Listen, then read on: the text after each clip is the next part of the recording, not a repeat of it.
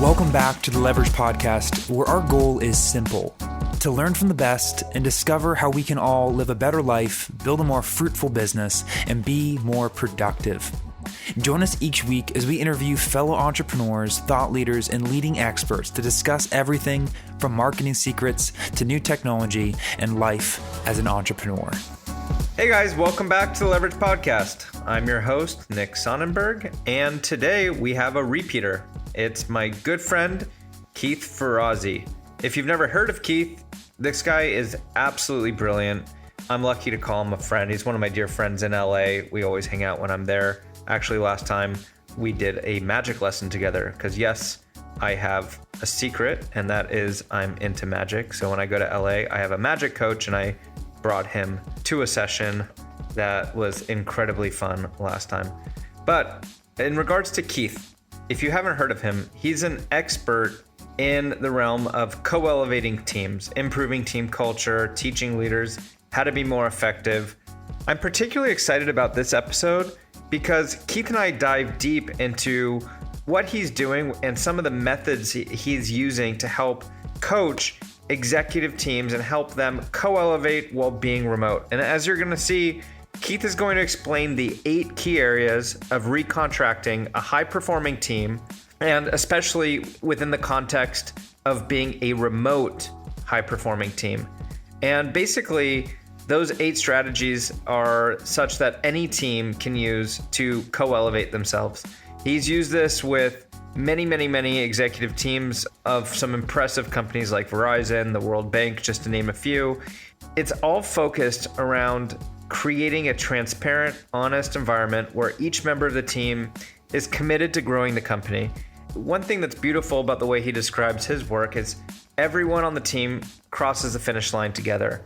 And that's something that really has stuck with me that we have implemented at Leverage. How do you, as a team, cross the finish line together? Another concept that we talk about is not going back to work, but going forward to work. So I really love this conversation because, while Keith was talking about all these methodologies he uses, my mind's just instantly going to how a team could use tools to facilitate a lot of these exercises and methods. And we're going to be talking a bit about that in this episode, but I'm also really excited personally to keep working with Keith and see what happens when we put his framework together with some of the tech that we use at Leverage and that I use in my CPR framework. So stay tuned for more conversations like this with Keith. He's definitely going to be a regular on the podcast. And as he says, even in the episode, this is probably part 1 of 20 episodes because we just really geek out on how teams can perform at the highest level, especially remote teams. And he is as good as it gets and is world-class when it comes to culture and leadership and crossing the finish line together. And it's kind of the other side of the coin to what I'm all about, which is how do you leverage systems and tools so teams can perform as highly as possible. So I hope that you enjoyed this episode. Please make sure that you're subscribed so you don't miss any coming up. And with that, I hope you enjoy, and let's get into the conversation with Keith to find out more about the 8 areas of recontracting a high-performing remote team. I have the pleasure right now of speaking with Keith Ferrazzi, a very dear friend of mine, and a friendship that I've cherished for the last 3 years now. We've been friends. We met at Dina Kaplan's Mela meditation retreat, which was a very amazing experience. And since then, we've become dear friends, and we've explored having this conversation for a long time because Keith is a world expert at transforming teams and organizations, co-elevating teams, increasing culture, teaching leaders how to be more effective. You created Ferrazzi Greenlight back in 2000, and some of the clients that you have are some of the world's largest organizations, including the World Bank, Verizon, GM. Literally, you have worked with some of the leading organizations of the world. You have a perspective that not many people have been able to get. And I'm really excited to be having this conversation because with that perspective, you've seen a lot of the do's and don'ts of how teams should be organized and be run. And now we are facing a paradigm of how teams should be run, and that's remote. If you're one of the few people who don't know who Keith is, he is the author of the New York Times #1 best-selling book, Never Eat Alone. also author of Who's Got Your Back. And then you have a new book, which I'm really excited about because it's really relevant in this day and age, called Leading Without Authority.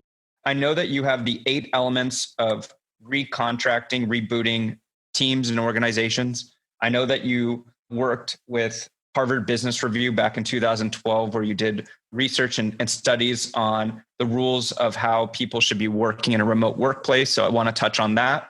Just pick your brain on how you see this impacting culture and how teams are going to be co-elevating going forward. So thank you for your time, and I'm excited to have this conversation. So is it still true that you are the youngest CMO of a Fortune 500 company?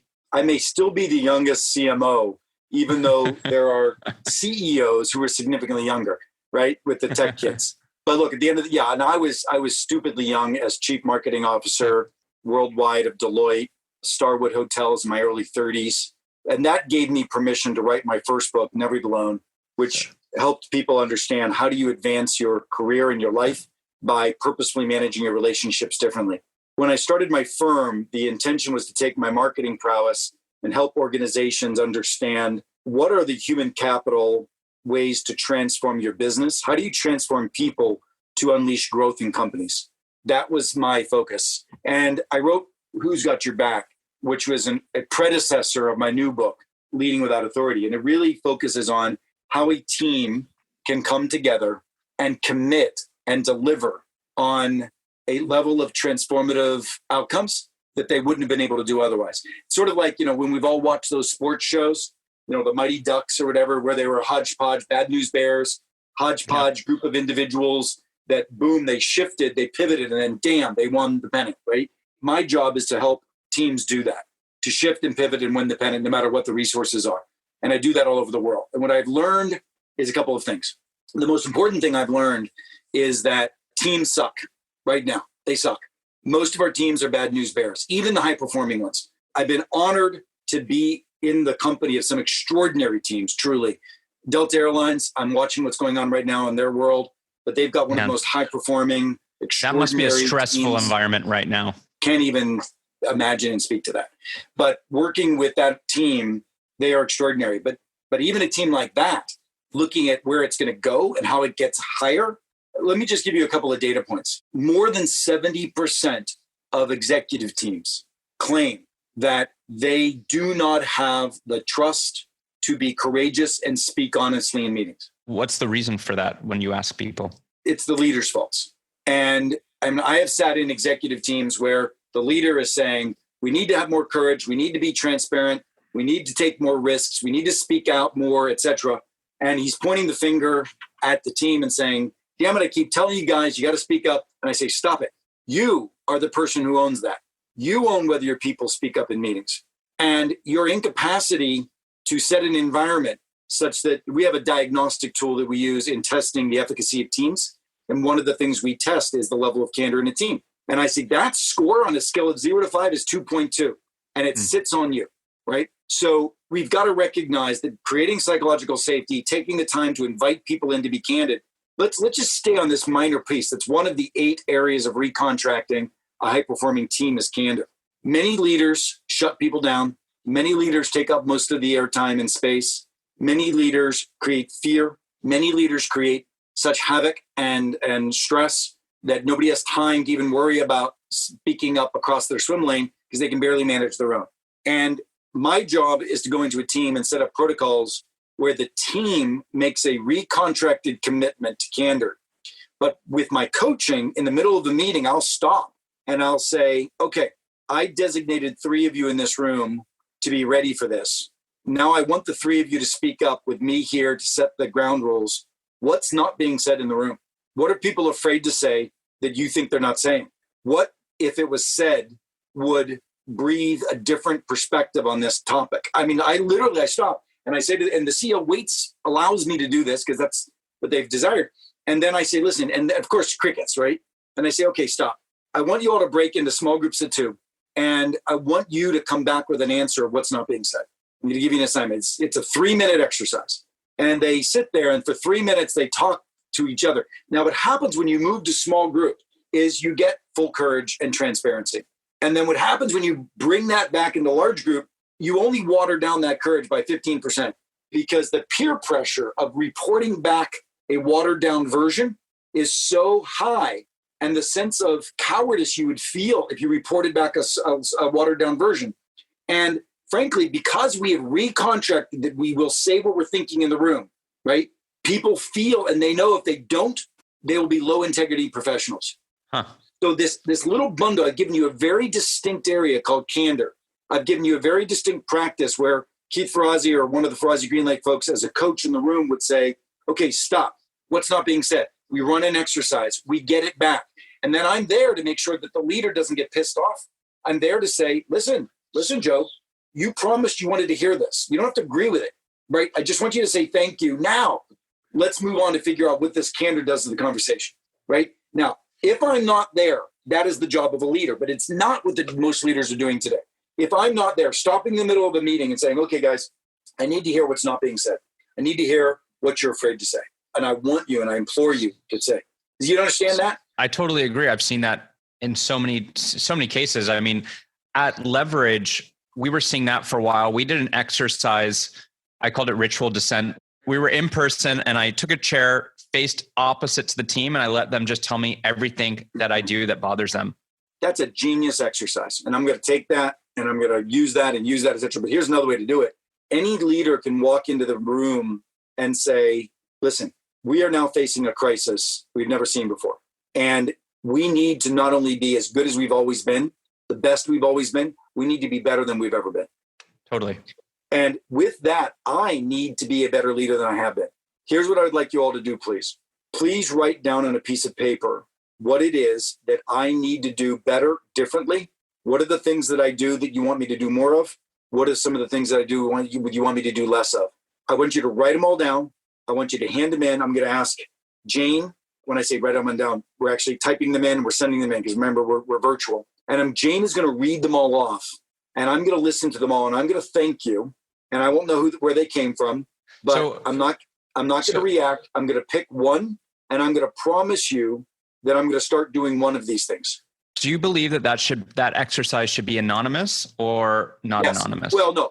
I believe eventually my teams that I coach, we get to the point where it's open and transparent, but not at the beginning. Yeah. So we don't have this. We have not created the contract and set the psychological safety yet. So for people listening right now that are starting from zero, they should first do it where it's anonymous, and that's kind of the baby step.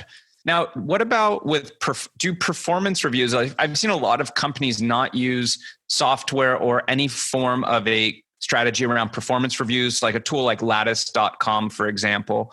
Does that solve some of the issues you're talking about if they have a formal process for doing 360 reviews? Let me give your viewers a preview for a moment of where our conversations are going to go. One of the areas that a great leader needs to recontract is candor and transparency. Without candor and transparency, you won't have risk taking. You'll get your asses bit because people won't say things that they think and that you'll find out later are true, and that it'll be risk mitigation if you don't.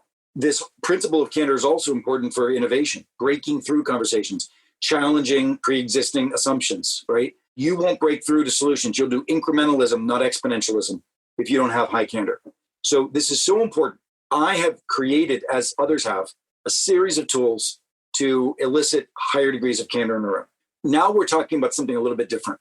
You're about to talk about feedback, okay? There's a distinct area of focus called feedback, which is about competency review. Is a person's hard skills that they're bringing to the table and soft skills effective for the job? Now, this is really interesting. And if you want me, I can tell a quick story about it. But I've sat in some of those powerful rooms where the head of HR and the CEO were bemoaning that they didn't have good candor. And the head of HR thinks that they were talking about their managers aren't courageous enough to give feedback. But the CEO was talking about, we don't have people challenging each other in rooms. They are different. This stuff is so important that we need to, and what we have done for over 15 years is thin sliced the elements of what does it mean to be a high performing team, named them, right? Given them a contract, and then given tools to help each single one to be better. And most organizations don't even see. So let me just say that most organizations deal with strategy, and then they dive into helping roles get better. There is an organism there that defines the effectiveness of an organization. It's called the team. And that team is under attended to. How the teams contract with each other is. So you've just moved over to another one. It's called development. So these are all part of the 8. I guess we skipped over. I didn't ask you at a high level what the 8 are, which I am curious to get to on this conversation. So what are the 8? What are the 8 really quick? First is that we need to shift the contract from individual performance to collaborative performance. That means that your meetings need to move from report outs and conversations on each role and their performance to opening up the room for collaborative dialogue, collaborative problem solving. It used to be that you'd spend your time with the leader talking to the marketing person and half the other people are doing emails. Stop it. When I'm having a conversation with the head of marketing, the whole team is having a conversation with the head of marketing. I remember one particular time at a very large telecommunications company, they weren't going to make their next quarter and it was going to be a big deal. And the CEO was just grilling down on one particular area, the head of sales. And I said, stop it. Let's all make sure. I have a philosophy, which is a team crosses the finish line together. That is different than what most teams think today.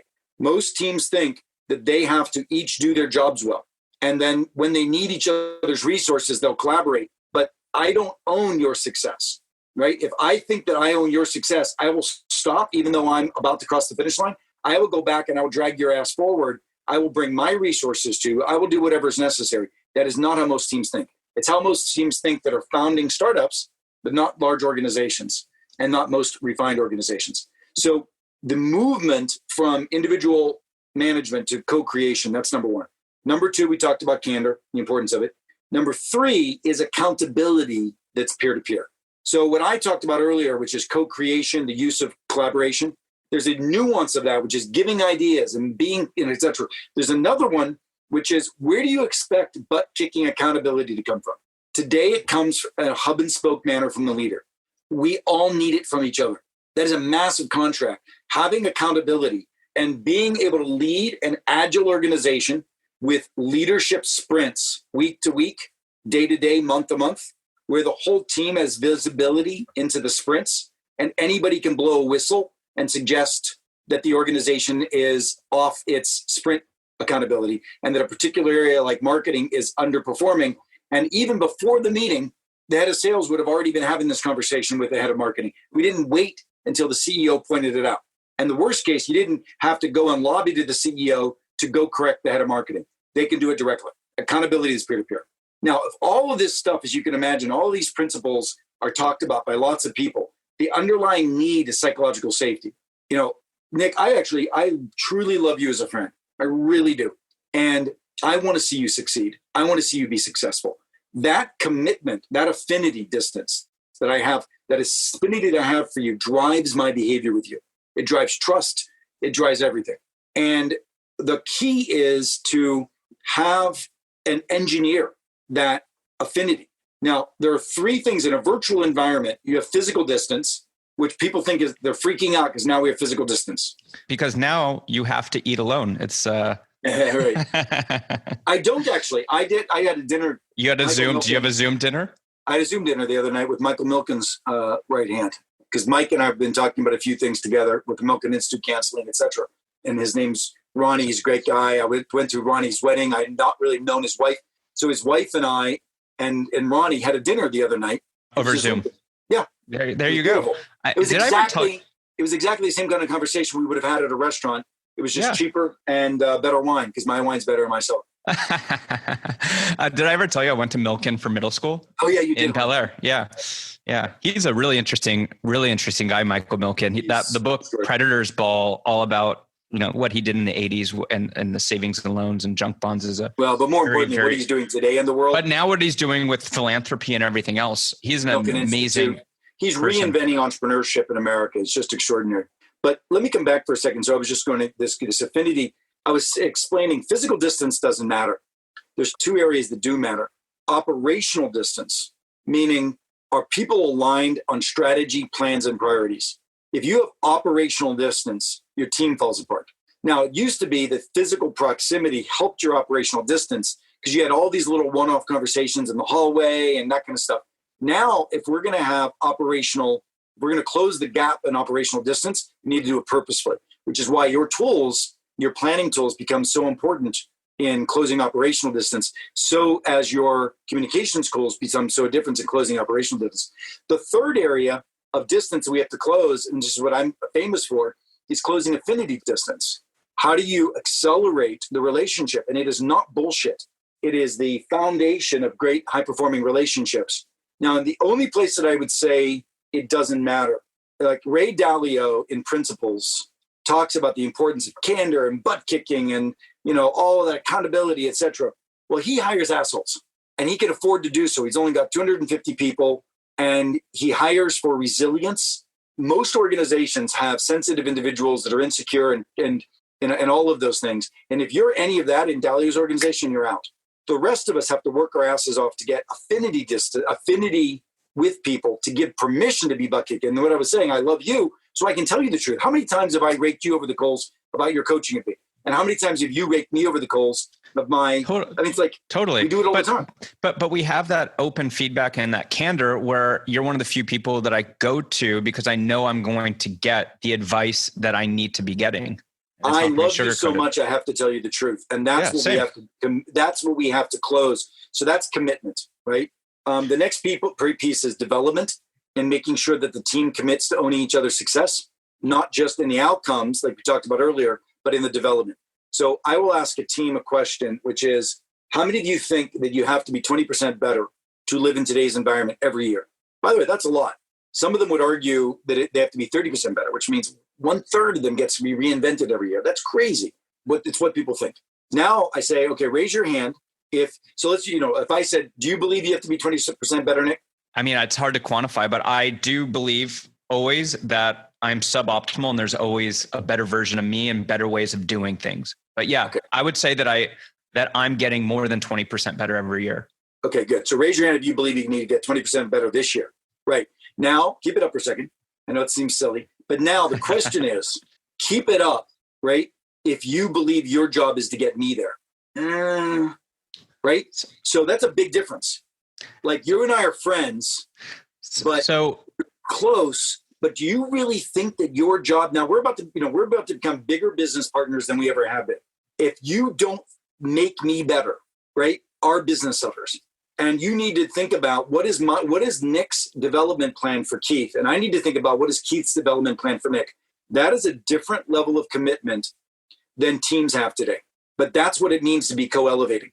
You cannot let me down by let me fail myself. You know my frailties and challenges. You watch it all the time. And you sit there and you shake your head. And sometimes you just need to walk away from it for a little bit, right? Well, but you can't walk. But the benefit right now of what we're going through is we finally have the breathing space. Now we have that breathing space to clean up the operational debt in companies. And now we are going to fix not just both of our companies in different areas, but many other businesses together we're going to be fixing during this time. So what are the remaining 8? Next one is energy. It's so important that the team manages energy. And that's all about gratitude. That's all about celebration. At a time like this, it's going to be so easy to move to fear and so easy to move to being critical. But managing energy is really, really important. And then the next piece is we have to reboot how a team thinks of a team. So most of our leaders watching us today think of a team as the people that report to them. But in this environment, you have to think of a team as the people that will help you achieve your mission. And the same energy and investment and support that you would put to a team member that reported you, you need to put to a team member that doesn't report you and works for somebody else or may not even work inside of your company. You work for me. You and I are business partners. Now that's a little different, but even if we weren't starting a business together, you as a vendor, a coach of Ferrazzi Greenlight, you would be a team member, a critical team member that I would have to invest in. I would have to invest in your energy, your emotional connection to my vision, etc. So expanding the vision of team. And the first chapter of Leading Without Authority is who's your team? And we need to redefine team. One of the things I'm even thinking about is, and I would ask the people listening in, you and I both need an army to help to transform the world around us. If anybody listening in on this podcast is interested, send me an email at Keith, Keith, @FerrazziGreenlight.com. Tell me how you want to be a member of our team. And you and I need to work on how do we unleash the people who are out in the world today, who are sitting with a little extra time and a little bit more boredom and want to be a part of a movement that changes the world of commerce and business. We can enlist people to be a part of this team, this movement that you and I believe in. And that's a broadest example possible. I believe in every single point that you just said. And it's just so interesting to have this conversation because usually we're out having a drink, having dinner, and we're loosely talking about things. But I don't think either of us have heard the way that we're describing these things. So as you're saying things, like you were talking about the candor and having people break out into groups of two, I start thinking, well, how can you do that with technology? You could utilize Zoom breakout rooms to facilitate that exercise, right? So you were used to doing it in person. You still could do that same exercise, but you could do it with Zoom breakout rooms. So as you're saying things, I'm just seeing the complete how to do it, but leverage technology. So a few other ideas that came to me, because I know we're getting to the time, but I have a few questions. Yeah. Listen, like I said to my viewers, this is one of 20 we're going to be doing. Yeah, we're just scratching the surface, but I'm just enjoying this conversation because I think that even just having these conversations, even if no matter what happens here, we're going to be learning because I have so much to be learning from you and that we can implement at leverage. And I think that we could potentially be helpful on the technology side. But you mentioned a few things that I want to just address from my lens. So one, what I haven't told you, but another part of that CPR framework I talk about with when to use Slack versus email versus other things, the other side effect that you get from that is you can start prioritizing where you start your day or where you're spending time. So my priority is Slack at the very beginning of the day, because I believe investing in unstucking my team is my number one priority as a leader, because if they're stuck, they can't be going and doing things that they need to be doing. Aside from everything else in the efficiency gains, it allows me to structure my day in a way where maybe I'm in a certain role where dealing with clients is more important. Maybe you're the head of sales, so email is where you should be living, but at least it allows you to prioritize effectively. A question for you, one thing that we were testing, and this is a tricky thing, but with regards to alignment and having it be that concept that you described of the team moving over the finish line, have you seen people achieve that via interesting comp plans, meaning their comp is a function of them achieving their quarterly goals, but also individually, but also the team achieving the team's goals in order to facilitate that alignment that you were describing?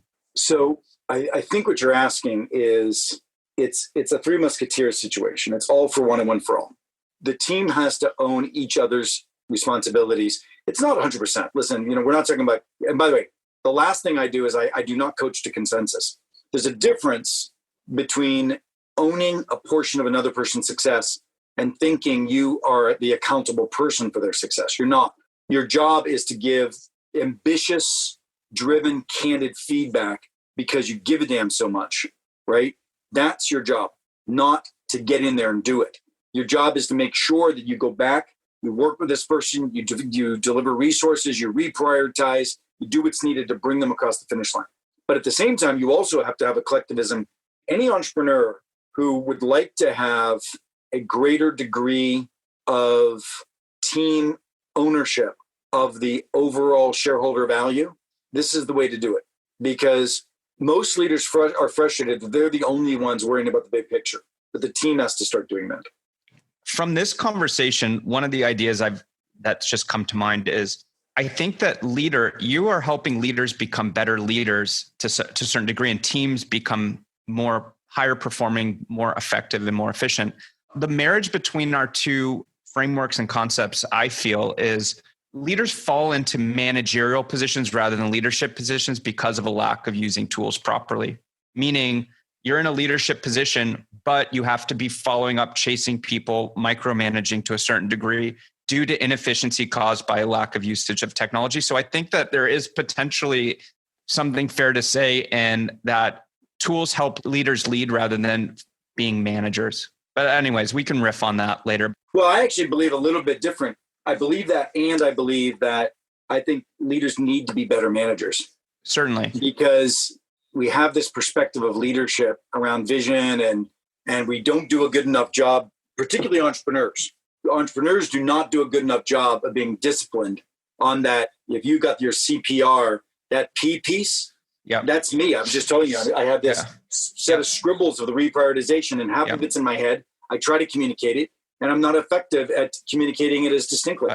But if you had a right technology and operational framework where your team at a high level, there was no scavenger hunt, information can be quickly retrieved, and there's alignment, and the team knows at any point in time what the highest priority thing that they need to be working on is. Yeah.